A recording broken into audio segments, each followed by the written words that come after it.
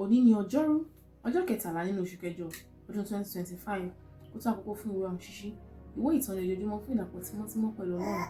Eléyìí tí àwọn olùṣọ́ àgùntàn nínú Khadija Adébóyè kan. Àkórí wa fún tòní ni máa fi kún nígbà gbogbo apá 3.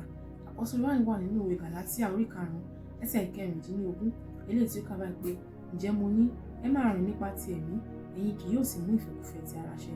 Bíbélì kà nínú ìwé Gálátíà orí 5 ẹsẹ̀ 13 sí 15. Máa tẹ̀síwájú nínú àwọn àkànṣe ẹ̀kọ́ yìí nípa ìjíròrò lórí ìdí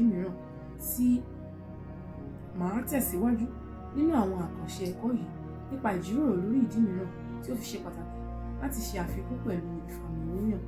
Nígbà mìíràn, ìdí tí ó fi nílò láti tún ṣe àfikún kìí ṣe pé ó ti rẹ̀ ọ́ tàbí pé ìfàmìlóyàn ti jò lẹ́yìn àkókò iṣẹ́ ẹ̀mí tó le, ṣùgbọ́n pé ẹran ara ti borí ẹ̀mí rẹ̀ fún àkókò díẹ̀.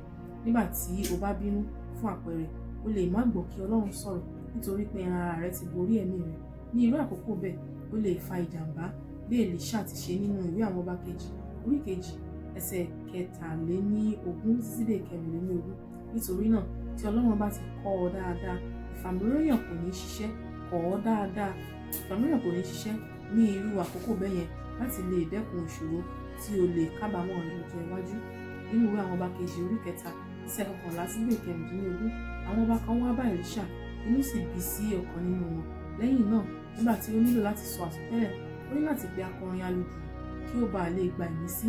Láìpẹ́, ènìyàn Ọlọ́run lè sọ pé báyìí ni Olúwa wí lẹ́ẹ̀kan sí i. Ó ti ṣàkíyèsí pé nígbàkúgbà tí ẹran ara bá ti borí ẹ̀mí, ìwúlò yóò wá láti yára ẹni sọ́tọ̀ lọ sí agbègbè ibi ìjọsìn. Ní ibi agbègbè yẹn, bí Olúwa bá ṣe ń bá pàdé ọ, yóò tún ṣe àfikún rẹ̀. Ọ̀nà mìíràn pàtàkì tí ẹran ara máa ń gbà borí ẹ̀mí nínú ọ̀pọ̀ àwọn òjíṣẹ́ Ọlọ́run ni nípa fífọkàntán ara ẹni jù. Pẹ̀lú gbogbo ìkìlọ̀ tí Jésù sọ pé yóò ṣe òun, Pétérù gbójúlé ara rẹ̀ dípò kó gbàdúrà fún okun ẹ̀mí kí eléyìí má bàa ṣẹlẹ̀. Ó sọ fún Jésù pé òun kò lè ṣe irú nǹkan bẹ́ẹ̀ láéláé. Ó sì padà ṣẹ́ Jésù. Nígbà tí o bá ní ìmọ̀lára gbójúlé agbára rẹ tí o sì rò pé gbogbo ohun tí o kó jọ wà láti ibi iṣẹ́ àṣekára àti ìgbìyànjú rẹ, ọ̀tá ti ń ṣètò ìkọlù ńlá fún ọ tí yóò mú ọ ṣubú. Ó pọn dandan kí o fà sẹ́yìn kí o sì tún ọ̀nà rẹ ṣe. Ìwé Òwe orí 15 ẹsẹ̀ 22 kà báyìí pé ìgbéraga ní ṣíwájú ìparun, agídí ń ṣáájú ìṣubú. Olùfẹ́, nígbàkúgbà tí ẹran ara rẹ bá ti borí ẹ̀mí rẹ, sá lọ sí ọ̀dọ̀ Ọlọ́run kí o sì béèrè fún àánú, yóò sì mú ọ padà bọ̀ sípò. Lẹ́yìn tí Jésù jí dìde, ó lọ sí ibi iṣẹ́ àárọ̀ Pétérù láti tún ó pèsè oúnjẹ, ó fún un ní oúnjẹ, ó sì tún rán látọ̀kùn sínú iṣẹ́ ìránṣẹ́.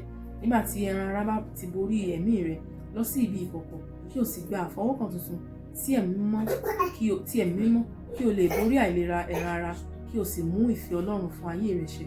Kókó ọ̀rọ̀: nígbàkúgbà tí ẹran ara bá borí ẹ̀mí rẹ, sá lọ sí ọ̀dọ̀ Ọlọ́run fún ìfọwọ́kàn ọ̀tun àti ìfàmìlóyàn.